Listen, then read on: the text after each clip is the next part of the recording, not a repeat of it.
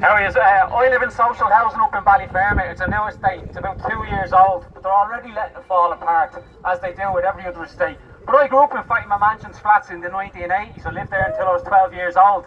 And I think, isn't it funny that the council is saying they need this money for maintenance?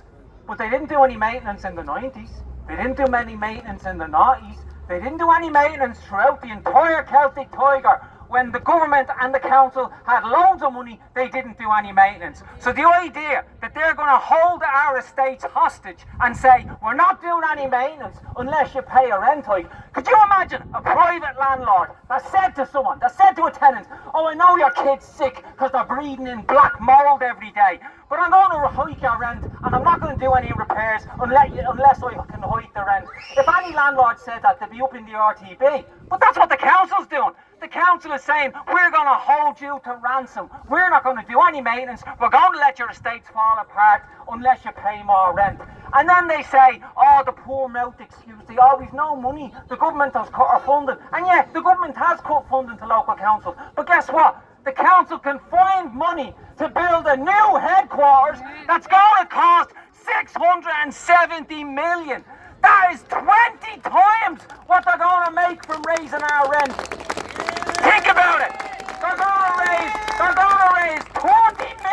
40 million from crucifying, picking the pockets of the poorest working class families in this city. And they're not just taking money off us. They're taking your dream of a kid going to college. That little bit of money you put by every week for your daughter to go to Irish dancing classes, or for your daughter or your son to go to college. That's what they're taking away from you. And how dare they take that away from people? And the idea that working class people shouldn't have any disposable income. People say, oh well, people in the private sector have no disposable income. Every worker should have some money left at the end of a week.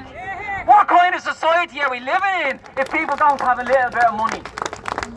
But I think what we showed 10 years ago during the water charges, Enda Kenny and all them were up there going, we're going to make you all pay 500 quid a household for your water.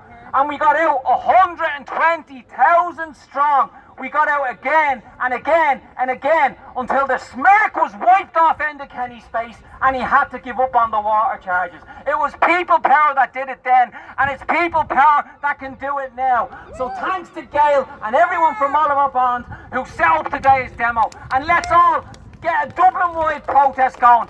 March 28th, CAR2, the Tenants Union, have called a Dublin-wide protest where we get all our estates out at 1 o'clock, the Garden of Remembrance on the 28th of March. See us all there, and let's make this the start of a campaign to stand up for our estates and say, we will not be held to ransom. We will not have our kids' future stolen.